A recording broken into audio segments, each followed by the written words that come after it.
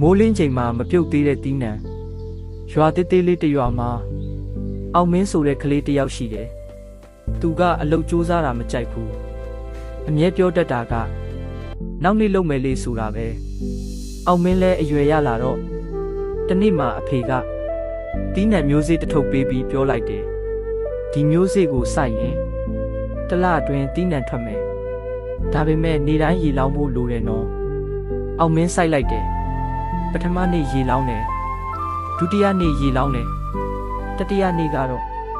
ကစားချင်လို့မလောင်းတော့ဘူးမနှက်ဖြန်မှလောင်းမယ်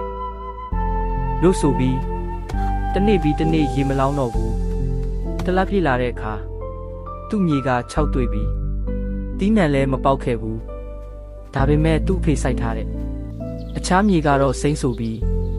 တီးနှံတွေပြည့်နေတယ်အောင်မင်းမေးလိုက်တယ်အဖေဘာလို့တီးနှံတွေထွက်လဲအဖေပြုံးပြီးပြောလိုက်တယ်ကံကောင်းလို့မဟုတ်ဘူးသားကြီးနေ့တိုင်းလှုပ်တင်တာကိုလှုပ်ခဲ့လို့ပဲအောင်မြင်မှုဆိုတာတနေ့တည်းနဲ့မလာဘူးအောင်မင်းကောင်းကုန်ပြီးနားလဲသွားတယ်နောက်တစ်ခါမှာတော့နေ့တိုင်းအလုပ်လုပ်ဖို့ဆုံးဖြတ်လိုက်တယ်သင်ခန်းစာနောက်နေ့ဆိုတာအောင်မြင်မှုကိုနှောင့်နှေးစေတယ်နေ့တိုင်းအနှဲငယ်စီလှုပ်ခြင်းကအောင်မြင်မှုကိုဖန်တီးတယ်